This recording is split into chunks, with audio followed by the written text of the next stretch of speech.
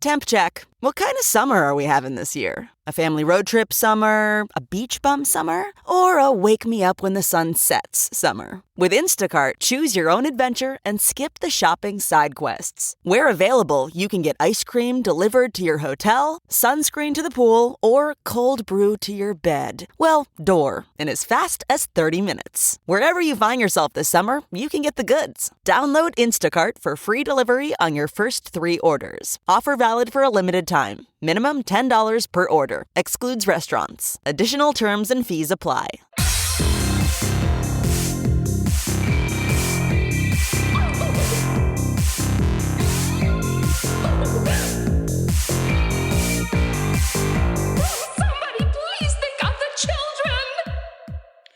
And welcome back to Scarred for Life, the podcast where we open up old wounds by looking back at the films that scared us as kids. I'm Terry.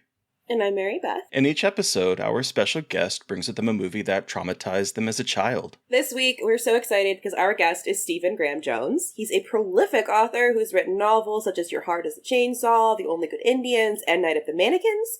The second issue of his comic, co-written with Joshua Viola, True Believers, is available to support now on Kickstarter, and The Angel of Indian Lake, the final novel, and his Indian Lake trilogy is out now. Plus, he has a book coming out later this year. Are you busy enough? Welcome to the show. Thank you. I'm proud to be here. Man, I pulled up to the house on my mountain bike at 9 minutes before this podcast started. That's why my hair is still wet. Hell yeah. That's amazing. You're just rolling on in your motorcycle. Did you see the eclipse? I did, yeah. I was outside eating a hamburger in the backyard, and I remembered it was happening because the light all looked weird, and so I went inside and got my eclipse glasses. I saw your tweet. Were you reading Bury Your Gaze? And you're like, why is everything weird? Yeah. I mean, that's a book. That's a book in which you kind of question your reality, you know. And so it was a weird way to read the book, you know. Is that Chuck Tingle's new book? Yeah, so good. Oh, I can't wait. We loved Camp Damascus. We got to chat with him about that, and that was what an interesting individual. Okay, but we're here to talk about you. So let's talk about True Believers first of all. Yeah. The first issue was kickstarted, and now we're doing a Kickstarter for the second issue, and it looks like there's some cameos involved as well. Can you tell listeners a little bit about this project? Oh yeah, well, I guess it started when Josh and I have been friends for, I don't know, 10 years, maybe longer.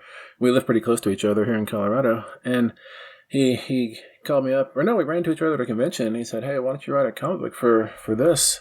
And I said, man, I ain't got no time. And so we went through that dance for like months. Like, that's how it always is to get me on a project. You have to talk to me like 87 times, you know? And finally, I was at a layover somewhere out east on an airport, and I had a little time, 45 minutes or so, and so I wrote most of the first script, sent it to Josh, and he dug it. And at that time, he had only been asking for an 8-page script, but I left little places in the script on like splash pages where the splash page could possibly open up to a 2-page spread. So it became a 12-page comic really quickly. And then Ben got involved, Ben Matsuya, the artist, and did amazing stuff. And then Josh pretty much wrote the back half of True Believers. So that's why both, I mean, I say that's why both our names are on it, but tell you the truth, the idea was his too. He said, let's do a slasher at a con. And he didn't give me any more than that. And so I took off. And then, originally the Killer, K-I-L-L-R, trademark symbol. I'm not sure how to say that trademark symbol, actually. That's kind of a running joke through all 3 issues as it accumulates. That was initially a placeholder name because I thought I'll think of a Jason Voorhees type name later. But I never did. And then Killer just became how we referred to this killer, and it stuck, and it seems to work out. I love that. Mm-hmm. Are you releasing them yearly and to go with the convention? Correct. Cool. Okay. I think that's generally how it goes. At this last convention, the Colorado Festival of Horror, we released samples. Was it sample? I think it was samples of issue 1. I don't know if it was the whole thing or not. It's hard for me to remember because I've got the whole thing in my hand, but I'm not exactly sure when it got in my hands anymore. Yeah, that's awesome.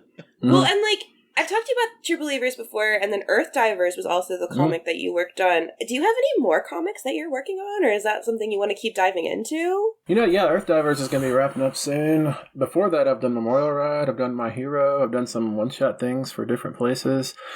Comics are one of my very first and most abiding loves, so I think I'll always keep a foot in comic book land. The trick is, like, True Believers happening pretty much at once a year, that's not too much to juggle. Earth Divers, a monthly serialized comic book, that's a lot to juggle. Yeah, it's like when I initially got in, I thought, hey, this is just going to be, I write a script, and then it takes 2 hours to write a script, and I'm off for the rest of the month. But that is not the case, man. I have to be involved at the pencils, at the inks, at the lettering, at the colors, and there's so many adjustments. Crazy. Like there's endless adjustments to be made if you want it to like match up to your conception of it. I think there are writers who maybe they're good enough at writing scripts that they can write a script and just drop it off with the publisher and walk away and do something else and trust that it's going to open up the way they want it to open up. But maybe I'm just too much of a micromanager. I don't know. I like to stay involved so I can, I say quality control. It's not like I don't trust the people I work with. I do. They're amazing. Like Maggie Howell is my editor, and she is really on top of things. She keeps me straight as far as story and narrative goes and issues.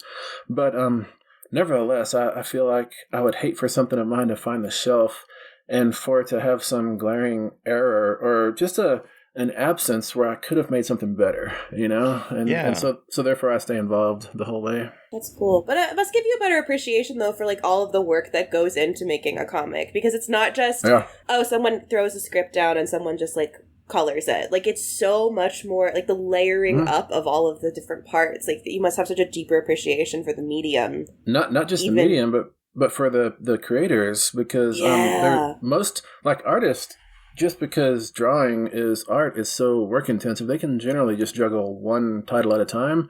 Writers, in order to, like, make a living with comics, they'll generally juggle 5 or 6 if they can. And if you're doing it full time, I think it's manageable. I don't think I could do 5 or 6. I don't know if I have the, like, mental bandwidth to do that, It's not like you're also teaching and writing novels and all that other stuff. Like, whatever, it's fine. Yeah. How has the reception been for the end of your trilogy, and how does that feel for you as a writer to be done with that in a way? That's got to be such a weird experience to be done with that series. It is it's weird to say goodbye to Jay Daniels. It's weird and lonely, and it's happy at the same time. But what means the most is so many people are writing in or posting or letting it be known in some fashion that Jade, like, helped them through a part of their lives that was tough, that was muddy, or that they saw on the page in Jade a piece of themselves and they felt less alone. And that's what's really the most meaningful, they're selling well and they're, getting all kinds of traction, and that's great. But what you really do art for is to connect with people, and I feel like the Indian Lake trilogy is connecting with people in a way that I like, I guess. Mm-hmm. Hell yeah.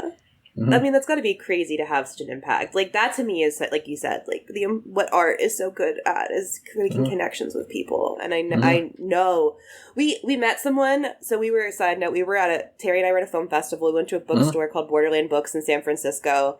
And we were talking to someone, was like, I love Stephen Graham Jones. And I'm like, oh my God, we're having him on our podcast. And she was like, I'm so excited to listen. So, like, I mean, cool. It's cool. Yeah. Nice.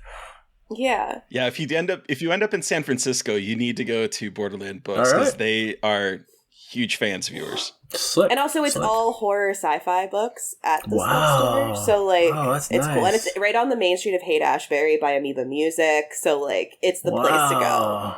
It is. Nice. So if you ever find yourself in San Francisco, highly recommend that. All right. Thank you very much. Thank you. But I want to know how, like, what was the first slasher you ever saw? Because obviously you have a love for that subgenre, and I would love to hear, like, how that started for you. I guess the first slasher I ever sort of saw was not really a slasher. It's The Eyes of Laura Mars, that John Carpenter written movie from the late 70s, It's a lot more giallo than it is slasher. It's kind of like the Dario Argento brand of giallo, where it gets kind of supernatural, But I didn't really understand what I was watching, because I would have seen this in about 81 on HBO, probably, so I would have been 9 years old. And I don't think everything landed as it was supposed to land. Nevertheless, I liked it. But I've tried to remember the very first slasher I saw, and I cannot remember because, as I say in the back of My Heart is a Chainsaw, in 8th grade, we would all bring home like 6 at a time clamshell VHS slashers from the rental store, and the one I remember the best from that period is Friday the 13th 4, where Tommy Jarvis comes at Jason with a machete. That's the one that imprinted on me the deepest, I think. But, Freddy, not the original Nightmare on Elm Street, imprinted on me pretty good, too. And which one is it? Is it number, let's see, is it 4 or 5? Where the girl has a cockroach fear and then she turns into a cockroach. It's 4, my favorite Nightmare on Elm Street. I know 4 is underrated. Everybody loves Dream Warriors, and I love Dream Warriors too. 4 is underrated. Oh, 4! It's got that wonderful gear up sequence, Yes. Yeah. Terry has instilled a deep love of Alice in my heart too. So Alice fucking rules. Yeah, she does. She is bad. It's so funny because you talk about like coming home with a bunch of clamshells. Yeah. 4 was the only Nightmare on Elm Street movie I owned, and I owned a beta copy that was like stuffed in a VHS tape like box, and that's how the video store sold it. Wow. And so I had that one, and that is the one that I watched over and over and over again because in the 80s, that's what you do. You get a movie and you don't have access to all of them, and so that was the one I like was obsessed over. Yeah, we would always in the 80s. In high school, we'd always have different fake ID scams because we thought we could buy alcohol, and we always get right. It almost never worked, because people at 7-Eleven have like standards and stuff, they're not gonna. But the Blockbusters did not have the same standards, so we could take our McLovin IDs to Blockbuster and get all the movies we want and never bring them back, and it was really wonderful. I love that. Who needs cigarettes and booze when you can get horror movies at Blockbuster? I know.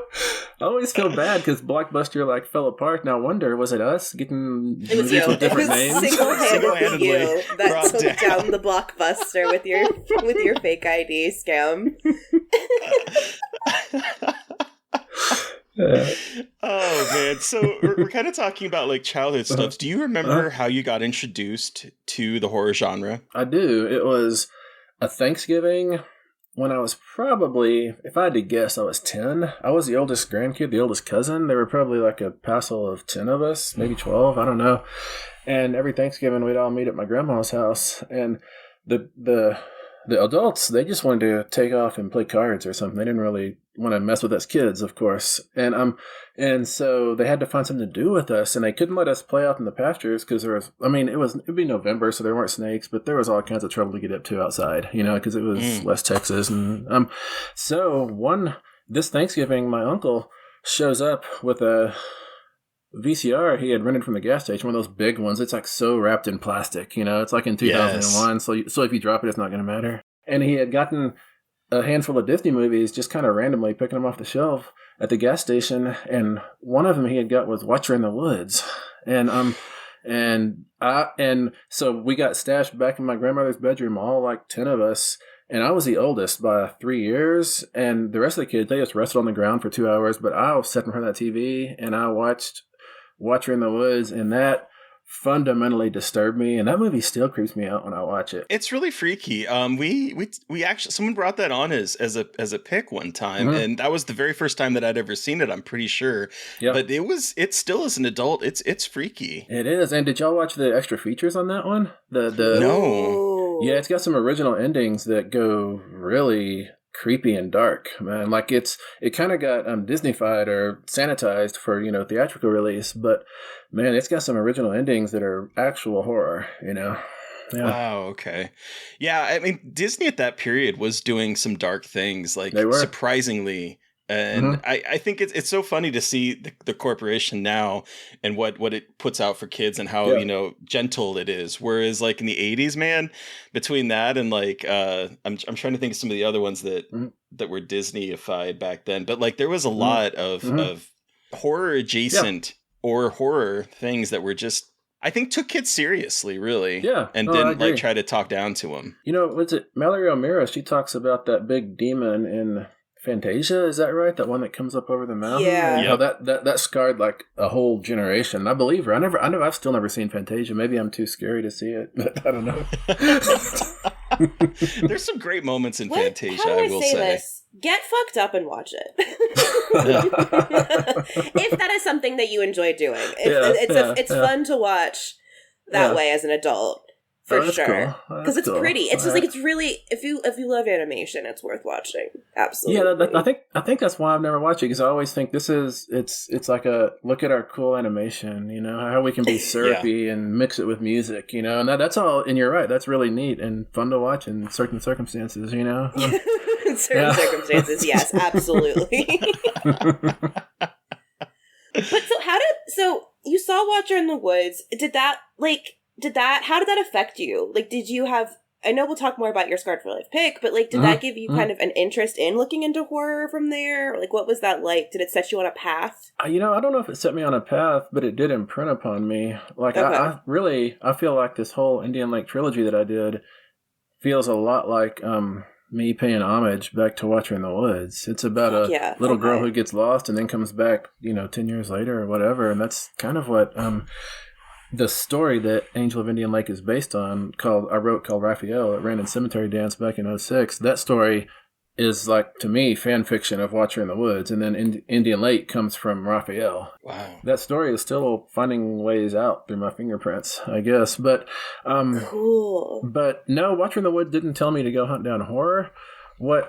However, starting probably in about 6th grade, maybe 5th grade, we were all passing around illicit Faces of Death VHS tapes, you know? Oh my goodness. Yes. Yeah. Oh my God. Yeah.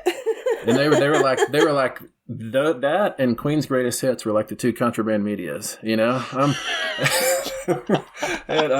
And we would wait until the parents went to bed and we'd huddle around a TV in somebody's basement or living room and watch those Faces of Death and cover our eyes and yeah, that really, if I had that mark, the thing that pulled me into horror, it might be Faces of Death. Yeah. Wow. Whoa. So you had like the full on like Faces of Death experience, like bootleg weird copy you watched in the basement on a VHS. That's fucking cool. Yeah, for sure. Are you excited for the remake? Yeah, there is a remake. I don't know that I'll watch it. I'm sure it sounds like it's going to have a narrative instead of just like weird things. You know, I'm super curious how they're going to do it, but you know what? Mm-hmm. We'll see. For sure. He did How to Blow Up a Pipeline, and I really loved that movie. So I have faith. Okay. I have faith in him. Excellent. But were you easily scared? Were you a super scared kid? Oh yeah, I'm a super scared adult too. I think that's why I write horror, because I'm scared because I believe in this stuff, or I can't not believe in this stuff. You know, I think like It's like Pascal's wager. Like it is more beneficial to believe than to not believe. You know, finally it's safer. Not believing in werewolves means I could eventually fall prey to a werewolf because I'm not being vigilant enough. Whereas believing in werewolves is not going to hurt me in any way, you know? That's true. I like that. Was this how you were as a kid too? Because I have like very vivid memories of a kid watching the movies and taking down like, this is how you kill Freddy. This is how you would kill like Jason, like and knowing every single movie and figuring out how to do that. Is that something? It sounds like that might be something you did too, kind of. You know, that not as like I didn't keep notes because I couldn't keep up with notes, but and I never had a pen or a pencil on me either. But I was watching them. But I guess another way to say it, maybe the best way to say it is every 2 weeks we would go to the grocery store because we was way out in the country, and my mom would get there at like 4:00 in the afternoon after school. My mom would ditch my brother and I at the magazine rack while she went and shop for 2 hours and talked to people. It was like a social thing, and I would read Weekly World News and Inquirer, and I would read those. And I'm like in 4th grade, and I don't understand that they're not real. You know, I think that Bigfoot took this dude as a love slave. This is crazy. There's a bad boy. I can't believe it. And Boy, I had no critical balance, no critical defenses, and so all that stuff went into me and stayed there and became part of me. And my Bible back then it's one of those Reader's Digest kind of, I don't know, encyclopedias called Strange Stories, Amazing Facts. I lived with that book. I read that book over and over and over. It's got disappearances and ghost hitchhikers and just all that kind of stuff. And it still terrifies me. And I remember from about 4th grade until maybe 7th or 8th grade, I had to sleep touching that book, because if it accidentally spilled open while I was asleep, then whatever is in it might escape and get me, So I had to sleep with that book. That's amazing.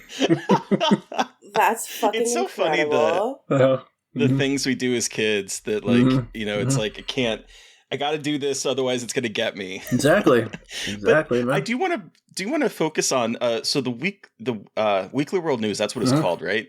Yeah. So it's so insidious as a kid, because it's placed in the magazine racks, at least in the grocery stores that I would go to, right next to the Reader's Digest, or right next to regular newspapers, and so kid, and it's printed on it was printed on old newspaper almost, it felt like, and I'm like, is this real? It makes you feel real. So I can completely understand not understanding between that and National Enquirer, because I was the same way. I was like, Bad Boys, I want to see Bat Boy. Exactly. And JFK's alive and living on an island, and why is he doing that? We need that dude. Elvis is just chilling in Las Vegas somewhere. Everyone's alive, no one's really dead. It's just... And I believed it too. And my dad would always fuck with me too and be like, yeah, Bat Boy's real. I thought Bat Boy was real for way longer than was probably normal for a child. But you know what? Joke's on all of us when he ends up being real for real. I know, for sure. Well, I mean, we all saw The Descent. That's practically Bat Boy, It really is. It is. Oh my God. They did a musical, Bat Boy the Musical, and I got to see that performed at a local community playhouse, and what a joy that was. Oh, that's amazing. That's beautiful. That is incredible. I love that. But growing up in West Texas like I did, and believing in all this stuff, when I was 12 years old, I realized, our bodies are changing and I'm becoming something else. And I kind of thought it was volitional. I could decide what I was going to become. And so I thought, am I going to be a vampire or a werewolf, And I knew that in West Texas, being a vampire was going to be instant death because there's no shade, it's all sunlight. Oh, yeah. And so I was deeply invested in becoming a werewolf. I was doing all the tricks you could do to become a werewolf.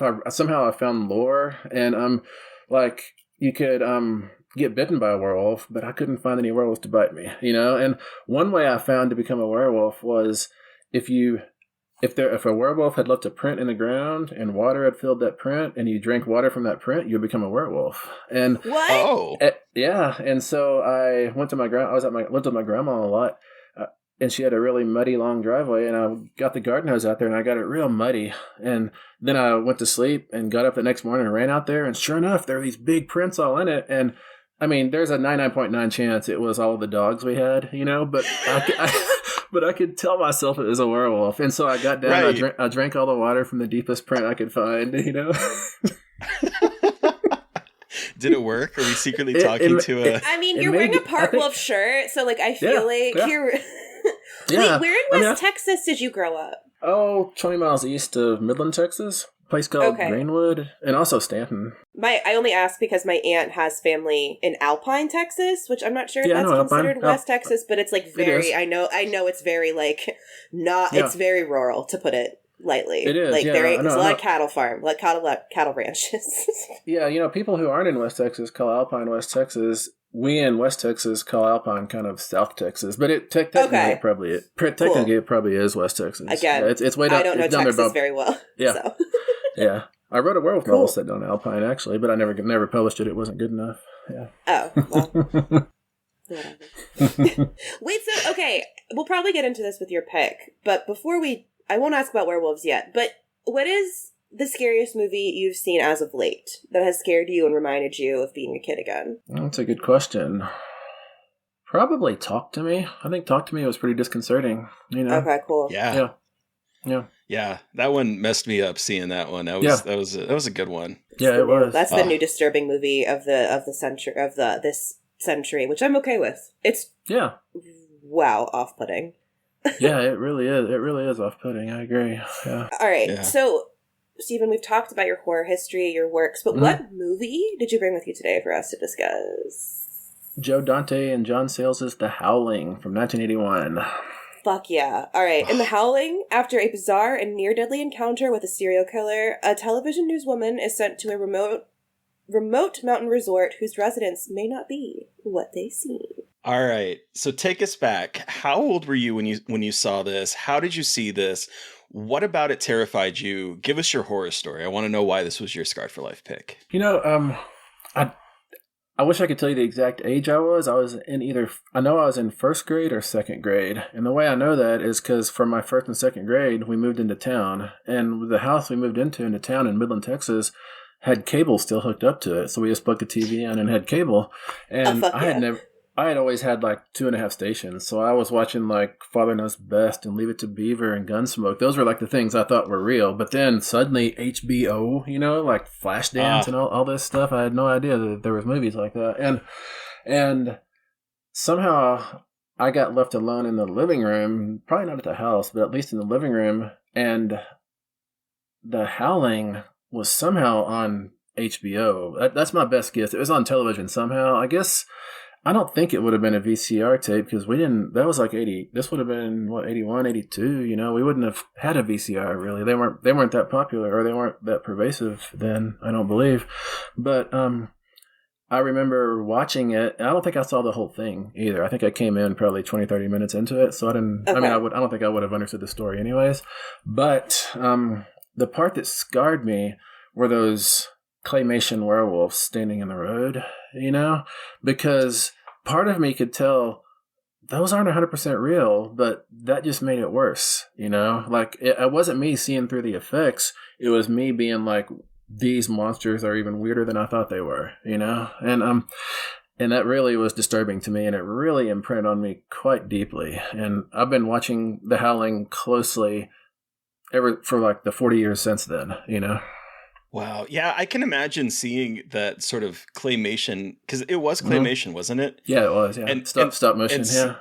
Yeah, stop motion. Yeah, so seeing that stop motion and knowing that not only is this horrific because they're werewolves, but there's something very off about it. Yeah. I could see that. When I saw this as a kid, I don't remember much about it, but I remember being really upset with the way the film opens, because you watch like a bunch of horror movies by that point. You watch a bunch of werewolf movies, and I'm sitting here and I'm like, okay, this is taking place in a city, and we're following this woman in a very seedy part of the town, and I'm like, where does the werewolf come in? And I remember being like really upset in the beginning, and then being really kind of bored as a kid until like the werewolves happened, because I was like, I don't understand what's going on here. I thought I was getting into werewolves because I had seen like, Wolfman. I grew up with like the Wolfman and like all of that type of stuff. And so seeing this and I'm like, where does the werewolf come in? But it was that beginning moment for me that just like, as a kid, really rocked my world. I was like, this is making me feel weird. No, that opening, it launches us into a very grimy narrative space, and it's quite uncomfortable, and then it's confronting you with that like made up snuff or rape film or whatever it is in the arcade, that booth, and you're like, this is entertainment, this is awkward. Right. Yeah. I had actually never seen this before, and I don't know why. I think it was just a blind spot, and I had no idea what it was about, really, because I had seen American Werewolf in London, and they came out the same year, which is wild. So did Wolfen. Wolfen came out that year, too. Oh, yeah. So I was like, oh, well, I love American Werewolf in London. This was me being a snobby younger person. I was like, there's no way The Howling could better it. And I watched it today, and I was like, this is the most harrowing movie and the most harrowing werewolf movie I've ever seen. Like, this isn't just werewolves for the sake of werewolves. This is talking about sexual abuse and PTSD through the werewolf. And and like a way that I'm like not beating myself up, but I'm like, how did I never see this? Because like sexual assault in horror cinema is an interest of mine, and seeing how they handle it very seriously at the beginning. Like, they're not making it a spectacle. They're like, no, this is actually a terrifying, like, it feels like an exploitation movie. Like, basket casey, like very much like you are in a bad part of town. And the way that this movie sets it up with Dee Wallace, and I forgot that she was in this, and she's just incredible in this film, especially in that beginning section where you're like, oh, this is not just a good old entertaining werewolf movie. Like, this is a movie that has a lot, like, much deeper things to talk about, but also has really cool werewolves. And I greatly appreciate that, because I love American Werewolf in London, but I think it's a little bit more cut and dry, which is not a bad thing at all. But I think that was very much going for more of the spectacle of the werewolf. And this, I feel like there obviously is a lot of spectacle, but it's not, it's more focused on the character growth even more, which I appreciate. And I really loved how with Dante, and I forgot the writer's name, of course, already. Duh. John Sayles, yeah. Yeah, John like how they Sayles, dug in to that. It's just, holy cow! Thank you for making me finally watch this movie. Yeah, no, it's super good. I mean, Sayles, he had worked with Dante on Piranha, right? Yeah, yeah. Yep. And I think, was this the same year that, when did Alligator come out? He did Alligator too, didn't he? Alligator was the year before, 1980. Okay. All right. Yep. Yeah, so I mean, Sayles Sayles understands how a monster movie works, and so he's able to, he sure does, like, ring those bells as he goes around the carousel so, like, efficiently that gives him room to do those other things that you're talking about, Mary Beth. To engage things that matter. Like that's the fun of genre for me, is as long as you ring the bells in the middle spaces, you can do whatever you want and have a lot of fun. And the other stuff is fun too. It's all fun. That's the good part, So this was based on a book. I've never read the book. Have you? I have. Yeah, I've read it a few times. Yeah. Is it good? It's not great. I know that Dante and Brandner had a lot of friction because Dante in all his press would talk bad about, Gary Brandner's novel, and Gary Brandner would, sometimes be there, which made things super awkward.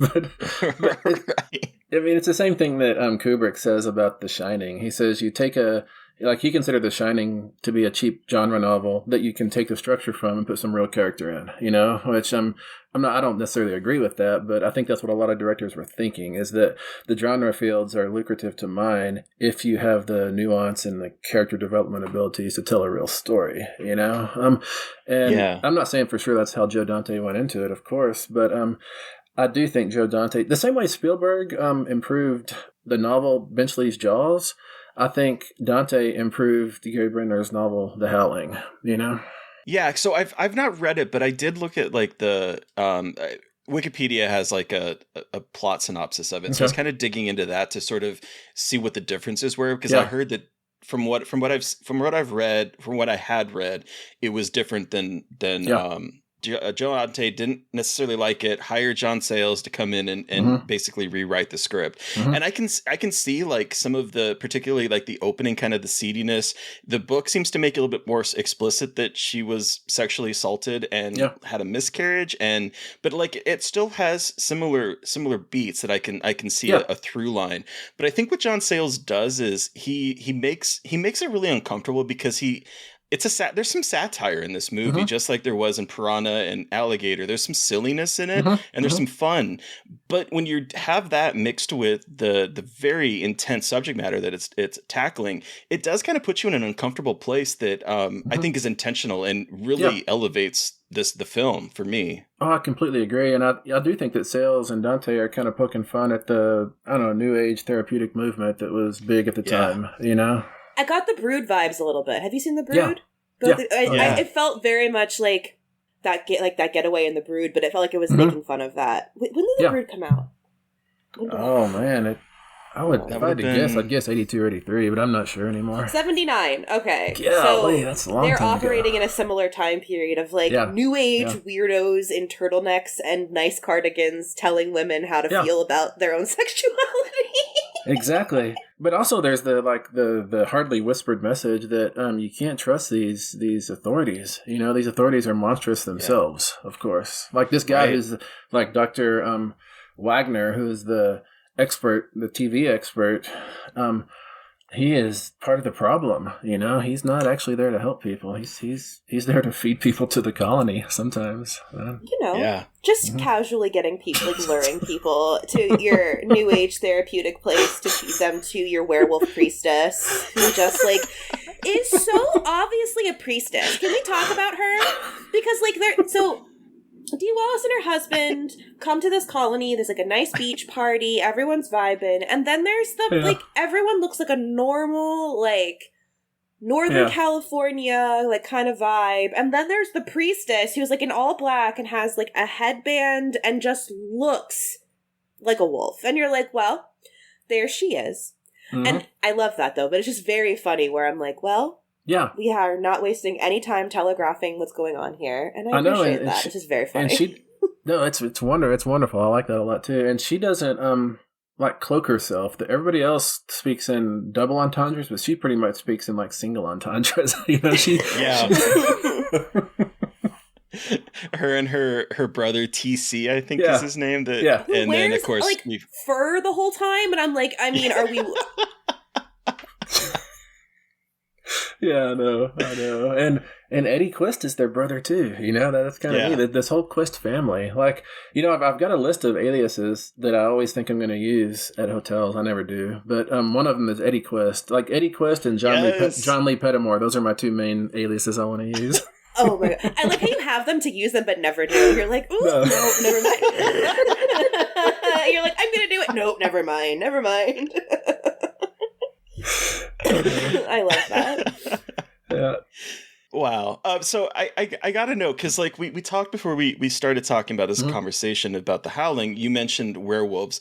Were you a fan of werewolves before you saw this movie, or what was your relationship to werewolves both post and pre this movie? Pre this movie, I don't think I knew about them. Post this movie, okay. They were my religion, you know, and they kind of still are. They're still by far my favorite horror creature. Like some people love Cthulhu, I love werewolves, you know, and I've never fallen out of love with them. Not at all. No. I've always been a werewolf guy as well. They're my favorite, honestly. I also wanted to be a werewolf in elementary school, so I get that. Like, I would, like, howl at the moon and, like, eat lunch meat and be like, I'm eating raw meat. It was bologna? Like, what the fuck? But, like... I would tell people I was a werewolf. So, like, I get that. Like, I wanted to be a werewolf so bad. And a vampire, too. Again, either one, depended on the day. But, yeah. Yeah, for sure. For sure. You know, talking vampires and werewolves, I always thought that Near Dark in, 87 kind of brought them together. You know, like, it was vampires living what I consider to be a werewolf lifestyle, you know? Yeah, the very nomadic kind of lifestyle that they associate with. Yeah, absolutely. Yeah. I hadn't even thought about that. Yeah. Yeah. So Mary Beth, I have to know, because you were talking about the telegraphing of Marcia and all that kind of stuff. Were you surprised at how the whole story kind of came together as an adult watching it, or because like I'm always curious, because as a kid it surprised the heck out of me. I mean, like, I got it pretty quickly, but it didn't ruin it for me, because I was like, okay, they're werewolves, but like, how is that going to play out for everyone here? Like, how does Dee Wallace factor into this? How does her husband? How do her colleagues? Because they have a lot of cool stuff. It's not just the couple going to the colony. We also have her colleagues kind of doing research on the serial killer at the same time. And so I had a feeling, and I kind of was like, oh, they didn't show Eddie when he died. Like, we kind of know, like, unfortunately as an adult, I was like, okay, that's probably going to come back. But I still... Like, his reveal is so fucking gross and weird that, like, it didn't matter. So it's like, I think it felt, some of the beats felt predictable, but it was done so effectively that I didn't care. Yeah. I think because, like, again, and we'll talk about this, I do have some issues with Dee Wallace's character, but as, like, a sexual assault survivor myself, and how they have her as kind of, like, the victim character a little bit too much, and have a lot of men save her, really kind of pisses me off. But I mean, like, I get it, it's 81, whatever, but still I want to talk about that, because like, I just her character is the center of this, and I feel like a lot of her agency is so often ripped away on purpose sometimes, but in the movie also, like, all of a sudden she becomes like a screaming damsel, which is kind of a bummer, because the entire beginning she's set up as this badass who's like going to confront a serial killer, is like not afraid of anything. And I understand that, like, trying to talk about the PTSD aspects of what she experienced, but I think the movie lets her down a little bit to become like kind of a male savior narrative in a way that was a bummer. Personally. And not that I don't love that. I still really like this movie, but I think like that was a bit of a letdown in terms of her development as the film progressed. Yeah, I agree. And like all these werewolf stories and zombie stories, like really all these monster encounter stories, built into like the first probably 50%, maybe 60% is an expositional arc where people go to the library, the microfiche, and they figure out, oh, this, and instead of Dee Wallace doing that, you're right, she's just back on her heels screaming. Her two coworker friends from the news station are the ones on that expositional arc, digging up stuff, getting books, buying silver bullets, all that stuff, and going to the occult bookstore led by Dick Miller. Oh, I know, that's so good. He's so good at that too, isn't he? He is. And as I understand, a lot of the props in that bookstore are from Texas Chainsaw Massacre. I did hear that. Yeah. Wait, really? Yeah. Oh, that's cool shit. Yeah, that's super cool. But as far as her character's development, like Karen's development, I do like how Eddie Quest, the first time we see him, he's basically an exhibitionist werewolf. He's like, look at me, look what I can do. And then at the end, when he's killing people, he keeps transforming, which transformations must cost so many calories. I don't see how you can do it over and over in a single day, but never mind that. Look, I think about the logistics of werewolf transformations too often. Yeah. I'm like, okay, so like, how many calories do you burn? What happens to your organs? What kind of damage are you doing to your organs with every transformation? Yeah. Like, I'm so sorry about your clothes for the destruction of your clothes. Yeah. And like, really, like, what is the calorie intake you need on a daily basis, especially on a full moon? I know, especially this transformation. Yeah, I mean, both calories and like wardrobe costs. Those are things you got to factor in. Yeah, to be in a werewolf. That's why the priestess is in like just cloth the whole time. She's just like ready to like whip it off and be ready to transform, which is honestly the right way to do it. Too many nice clothes. For sure, but. Talking about Karen's development, I do like how Eddie is a exhibitionist werewolf, and then at the end, she becomes an exhibitionist werewolf. She does it for the whole world on that news segment. You're right. And that's really good parallel structuring on John Sayles' part, I feel like. I love this ending with her reveal when like, because like a lot of times we get it, the werewolf kills, we kill the werewolf. And then we're just sort of left with like, what do we do from here? And a lot of times it's mysterious and no one ever like, finds out about it, right? Well, here she's like going on the news to be like, no, it's such a fun ending that like we're on the news, which is another kind of bit of interesting plotting device, because the news in this does not get a very good rap from John Sayles in terms of like the media, the way they in which they sort of like use her trauma for viewers.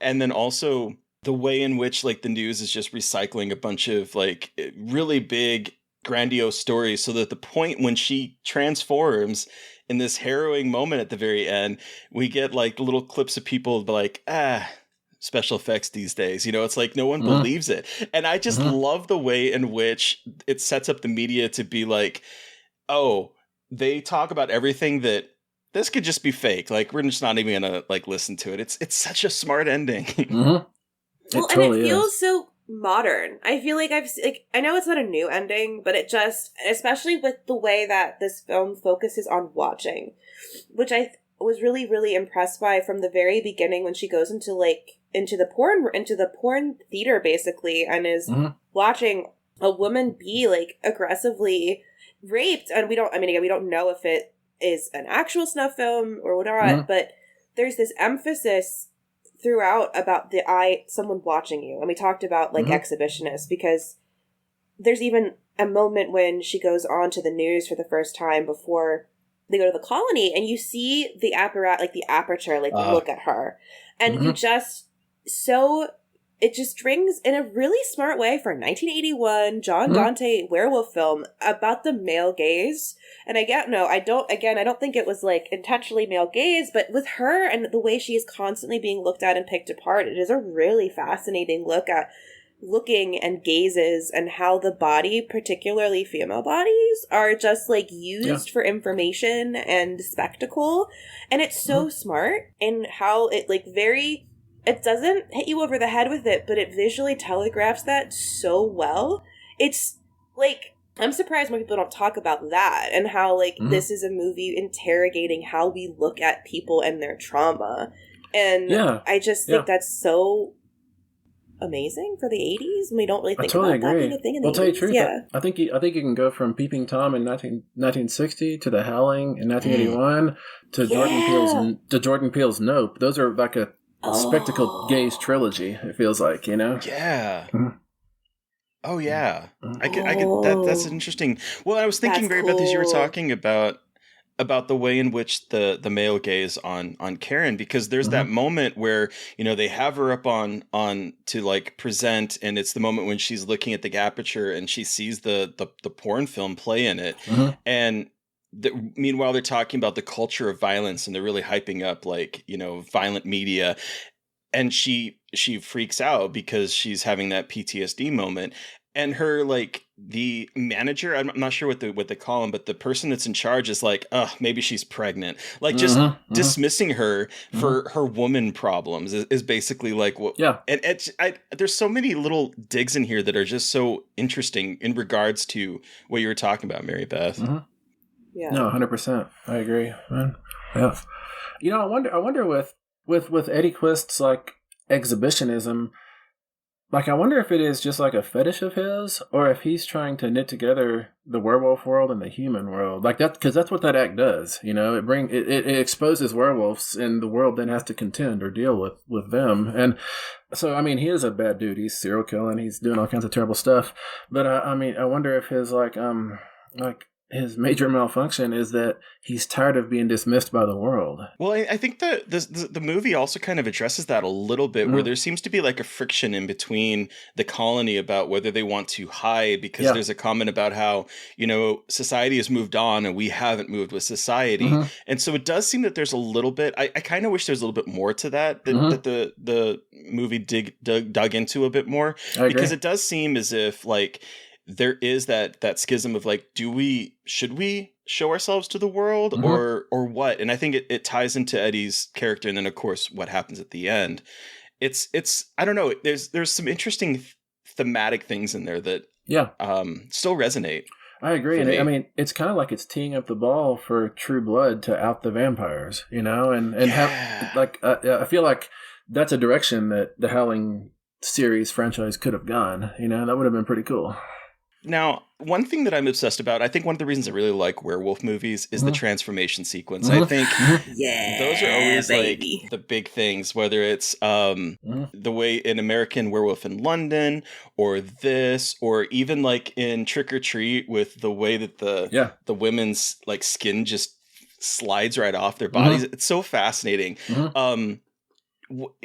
I'm curious, what is like your favorite werewolf? Because you're a big werewolf fan. What's your favorite werewolf transition on film? My favorite transformation. That's a hard call. I love the product of the transformation in The Howling. That's probably my favorite. I love these big-eared bipedal werewolves, which are basically the same werewolves you get in Dog Soldiers. You know, and those are just really off-putting to me. But as far as the mechanics or the goopiness of the transformation, I do like American Werewolf in London. And the difference in The Howling and American Werewolf in London, I mean, it's Rick Baker and Rob Bottin. They're like teacher and mentor, of course. But in American Werewolf in London, what John Landis filmed was the pain of it. In The Howling, what Joe Dante shot was the wondrousness of it, I guess, the expressiveness of it. And I'm probably more in tune with John Landis's "it really, really, really hurts" idea, you know. But But as far as transformation, I really like that transformation in Hemlock Grove too. That one is good. That's a really good it's where the werewolf eats its own kind of afterbirth a little bit, you know, and its eyes pop out. It's pretty wicked. But that's really cool. I've always wondered, like, do you just leave a fucking like flesh sack on the ground when you like, where does all your flesh go? But also, there's a movie, and I always get the words in the wrong order. It's like let's see, Werewolf in a Mexican Woman's Prison. I think that's the name of it. And it's not the highest quality movie you'll ever see in your life, you know? but like that, are you sure? Like, it's an example of the quality here. Like, these two women, as punishment, get staked out in the sun on chains, wearing like some prison version of bikinis. And because they're so thirsty, the only way that they can survive is to lick the sweat off of each other's bodies, which I don't think is actually a survival tactic. You know, I don't think that's going to help you live or anything. Probably not. It's over the top stupid and insulting. But I'm kind of but the transformation in that is like the person who's about to transform starts kind of shaking real fast and they lean their head back, and then kind of like in Neil Marshall's The Company of Wolves, a mouth kind of erupts up through the human mouth, a wolf snout, and then the person peels their human self off of that wolf, and the wolf stands up and is a werewolf. And that's really, really cool unless you think about it, because if you think about it, it's like nested gnomes. Like every time the werewolf and the human is smaller and smaller, you know?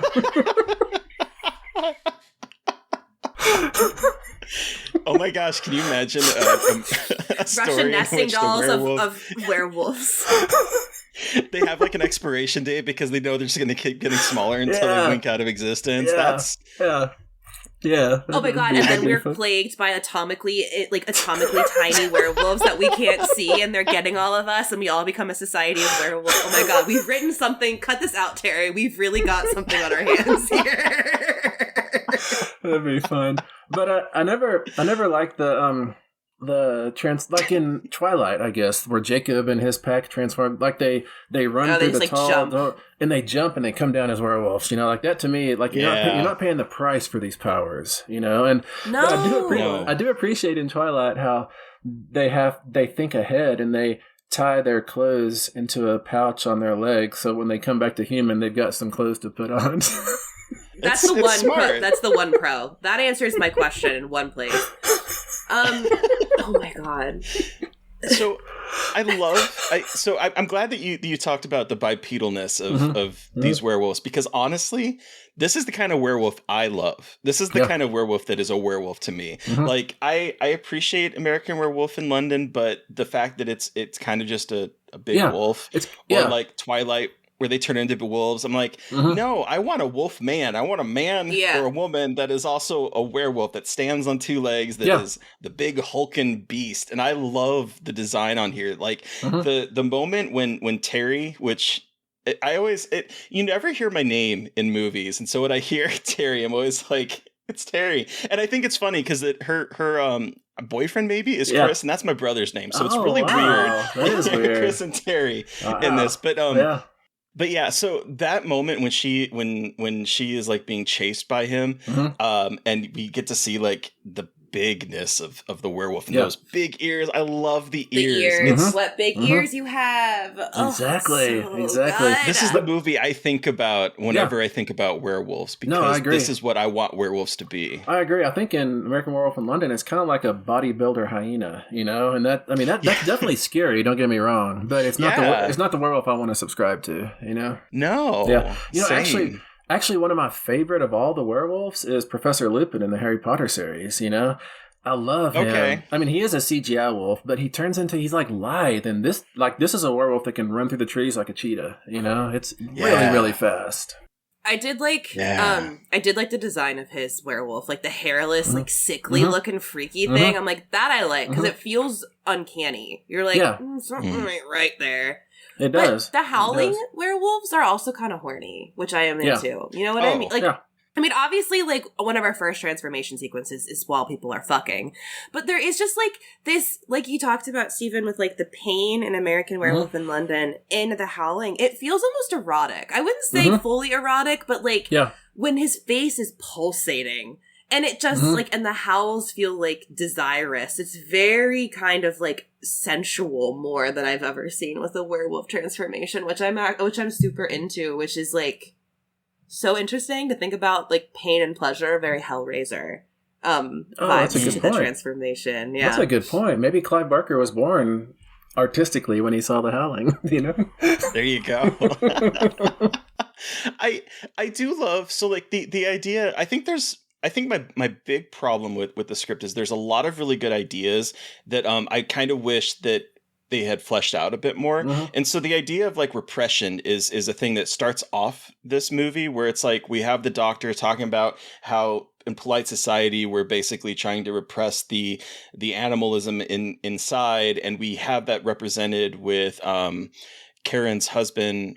What's his name? Is it Roy? Bill. Bill. Yeah, Bill.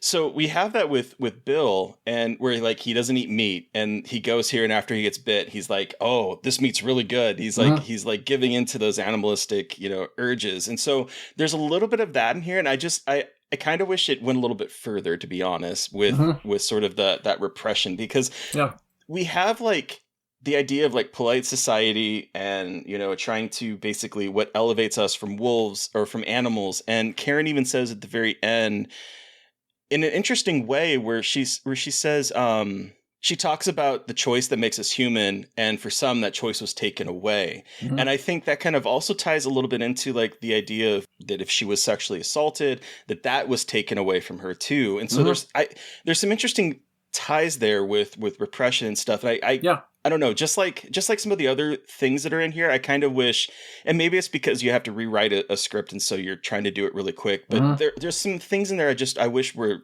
percolating a little bit more. I agree, and I think that budgetary constraints are why the last act of the Howling it's kind of wonky a little bit, And as I understand, it's because they just flat ran out of money, and they were having they shot this in like 28 days or something, So they, I think they probably couldn't do everything that they initially hoped to do, And I did read, I think that's why the werewolf fucking scene in front of the bonfire is animated, because they didn't have the money to pull it off. I was like, what? Yeah. What? Yeah. I thought I had a fever, and I was like, am I just crazy? Like, am I seeing things? No? Yeah. Okay. No, it's definitely different. But not just my brain.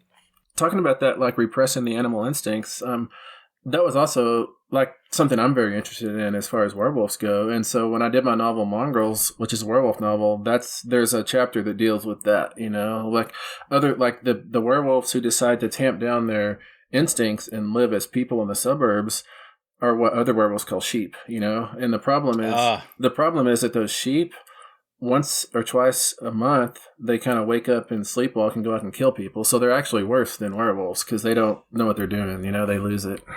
Yeah. Right.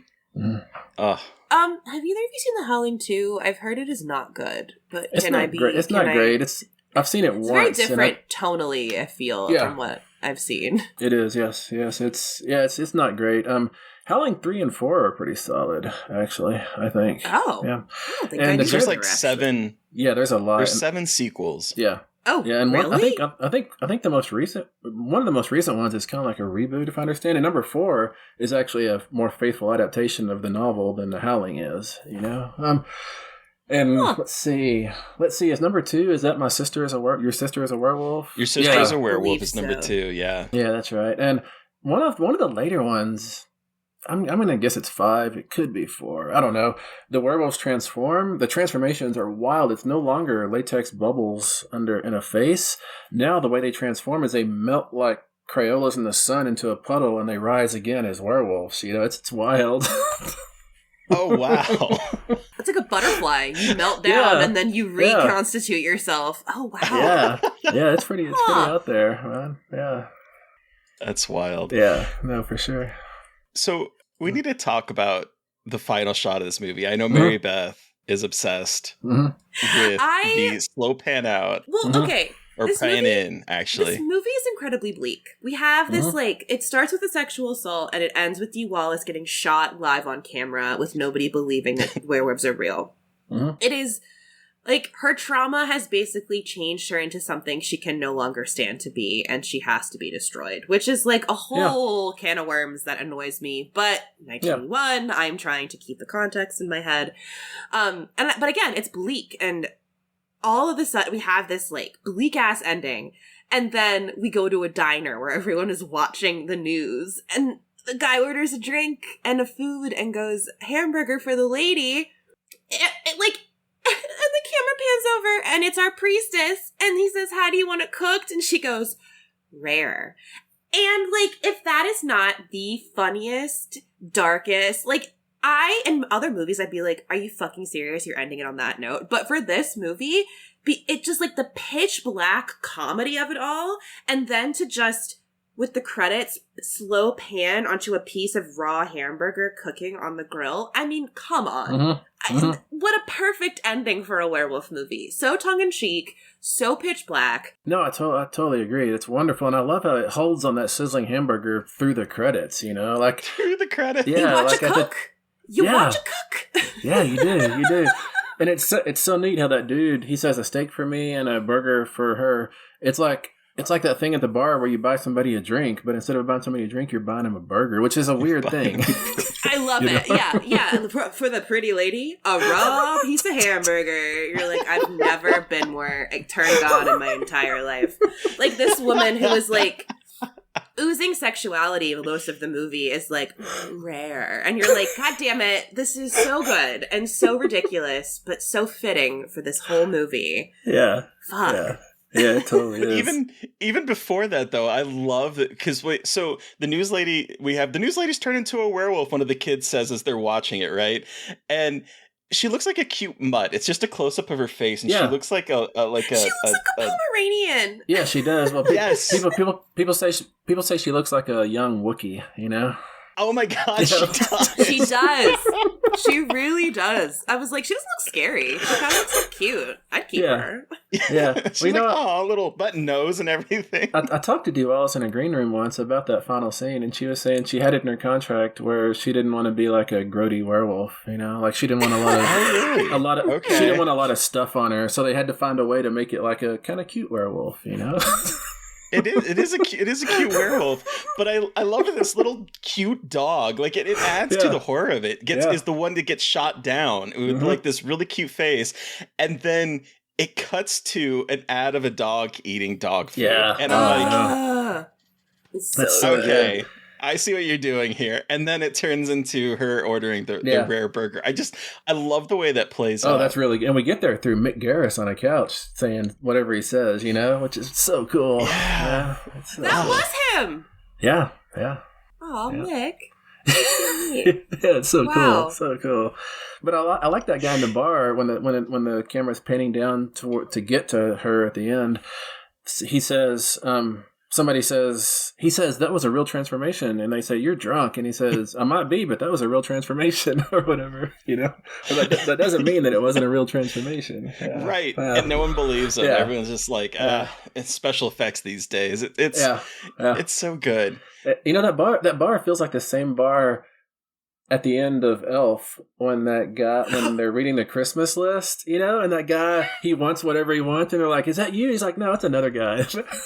Who wants the salon? It's like the nail salon set. He's like, must be a different Jack Johnson or something like that. Oh my God, I thought the same thing. That makes me feel good. And like, we have a linked mind. Because I was like, this feels like the end of Elf, which is a very weird comparison to me. But yes, I did feel the same way. The through line from Howling to Wolf. To Elf. To Elf. Or Elf, yeah.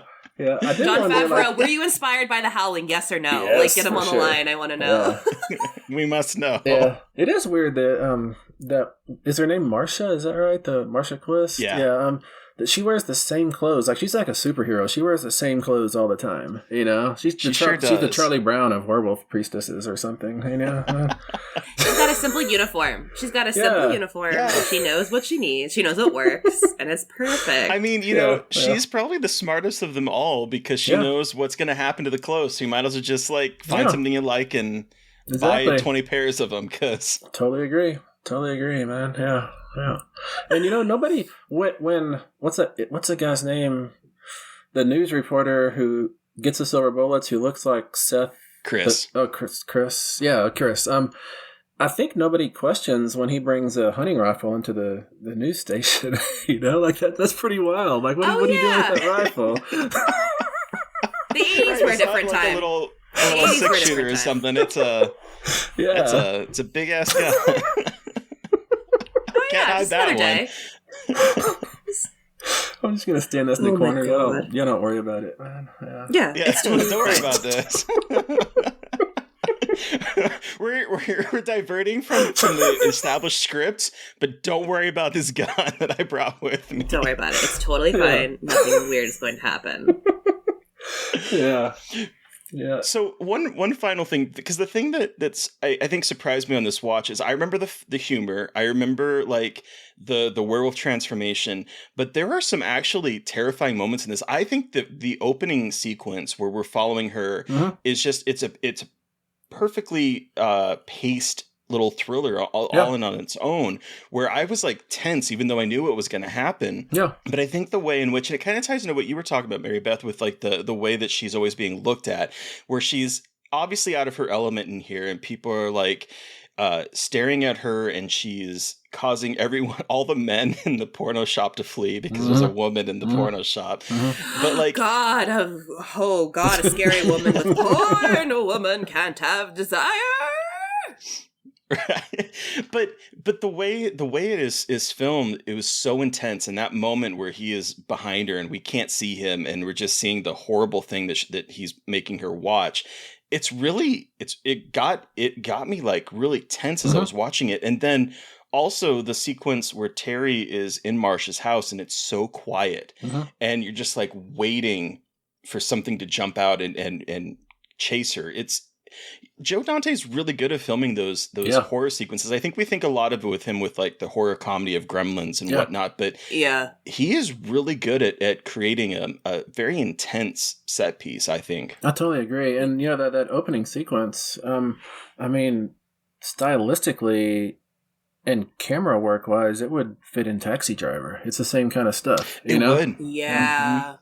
I was thinking about that. I was thinking a lot about movies like Taxi Driver. I mentioned Basket Case, like those seedy movies that like are very grounded in reality. Like, well, not Basket Case, but parts of it feel grounded. Yeah. Like that groundedness of the whole thing, which I think again makes it so much more effective because it feels like, oh, this is actually, it's LA, right? LA.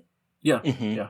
It's like this actually feels like we're in LA in the 80s. We're grounding this. So when the werewolves come in, it's even crazier that like, oh no, like you don't need a fantastical world for werewolves to exist. Like they could exist even in like seedy Los Angeles. In fact, it makes sense that they would.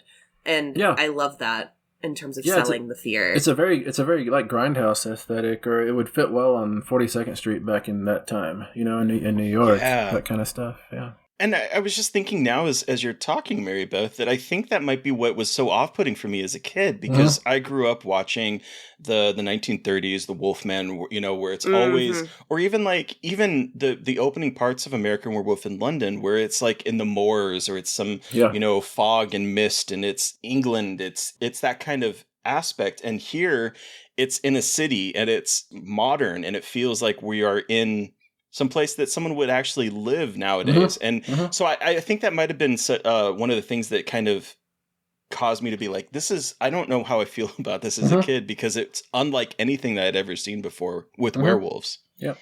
Oh, totally agree. Do we want to wrap this up and give it our rating out of 5? Sure. It sounds good. Hell yeah. All right, Terry, how many rare hamburger patties out of 5 do you give the Howling? I hadn't seen this movie in a long time, and I was like, what is this going to be? But I'll tell you, from the very opening to the very end, I was just enraptured again. This movie, I don't think it's talked about a whole lot in reference to like the werewolf mythology, because I think American Werewolf in London steals a lot of its thunder. But I will say, I think this movie is absolutely fantastic. I really like the look of the werewolves. That's really how I consider werewolves to be. If I were to think, yeah, that's a werewolf, this is a werewolf for me. It's good. It's intense. It's funny. It's doing some interesting things with narrative. This is a 4 rare hamburger patties out of 5 for me. I really enjoy this one, and this was a great rewatch. What about you, Mary Beth? I think I'm gonna have to also give it 4 rare hamburger patties. I think I love how this is, it's not perfect, but I love how it's trying to work within like the frame of sexual assault and survivors, and trying to kind of look at the werewolf through that lens. I think that's really interesting. And especially in the 80s, and the effects work, and Dee Wallace's performance. I mean, everything about this I'm so glad I finally saw, and it holds up even seeing it now as an adult. Knowing, being able to maybe predict those plot points still didn't make it any less effective for me. So I'm going to have to go with 4. Stephen, you have the final word. How many rare hamburger patties do you give this? This is my favorite werewolf film of '81 for sure. I like it more than American Werewolf in London. I think it's a lot more fun, actually. I mean, American Werewolf in London leans into the comedy aspect more for sure. But this has Slim Pickens. Anything with Slim Pickens, I'm gonna love. I'm pretty sure. You know, he's like the sheriff I think of when I think of sheriffs. But I would also. I mean, I want to say 4.5. I don't know if y'all do halves though. But Oh yeah. Okay, I would. You can have half a hamburger. Well, I guess if so people can understand my rating, I would probably say I would give this 4.5, whereas I would give American Werewolf in London like a 2.75, and I would give Ginger Snaps a 5, a straight 5. You know? Okay. If that like situates that. it in the werewolf spectrum, you know? Yeah. Hell yeah. Yeah. Hell yeah. Awesome. Well, thank you so much for joining us to talk about The Howling. Where can the listeners find you? And the floor is yours to plug away with everything you can talk about. Oh, man. I mean, yeah, True Believers is getting kickstarted right now. That's something that's going to have a lot of, dead convention years in it. Earth Divers is wrapping up. That's easy to find on any comic book stand. Angel of Indian Lake is just out, but you probably want to read the first 2 first, so the third one will make sense. And I Was a Teenage Slasher coming in July. And as for where to find me, just type my name into a search engine. I'll pop up somewhere. People always think I'm on Instagram. That's actually my publisher who's on Instagram. like wearing me like a skin, but that's fine. Who is the real werewolf? Yeah, exactly. I should pull it off and be a littler and littler me. You know? But yeah, you can find me wherever. I just type my name in and I'll show up. You know. I just want to say very briefly that my introduction to My Heart is a Chainsaw was the Audible book, the audiobook, narrated by Kara G. Her performance in that is so good. It is. There are some narrators that just, I think, elevate a story, and she is one of them. Like, I loved her Jade. No, I just want to say you're totally right. Yeah, that was No, she was great. Kara kills it so good, and Isabella Star LeBlanc, who does Reaper and Angel, she kills it as well. And what's really cool, I love her. She's so good. Isabella Star LeBlanc. Sorry, she was in Pet Sematary Bloodlines. Yeah. She was, and also True Detective Night Country too. Night Country, yes. Yeah, she's amazing. But then in the third one, Barbara Crampton does the long prologue, which is the coolest, you know. And then Stephen King does a cameo in it. It's all fun, man. Yeah, that's so amazing. Cool. That's gonna be so cool as a horror lover. Yeah, I've been impressed with the Audible, the audio narrator for this series. Just. It's so good. It's so good. Yeah, it really is. That Michael Noble's the guy who produces, directs it, and he has really good instincts as just for how to do stuff. And he runs it past me, and I've never said no. I'm always like, another great idea, because he's good with this. It's his world, you know. Hell yeah! All right, listeners, you've heard from us, but we want to hear from you. What was your experience with The Howling? You can let us know by sending us an email at scarredforlifepodcast@gmail.com, or you can reach out to us directly on social media. I am at MB McAndrews on Twitter and at MB.McAndrews on Instagram. And I'm at Gaily Dreadful everywhere. And of course, don't forget to follow the podcast on social media. We are at Scarred Podcast on Twitter and Blue Sky, and at Scarred for Life Podcast on Instagram. And please don't forget to review, rate, and subscribe. And if it's not the 16th yet, please vote for us for a Rondo. Woo! Thank you to Eric Power for our artwork. Thank you to Sean Keller for our music. Thank you everyone for listening. Please stay safe out there, but most importantly, stay creepy. And until next time.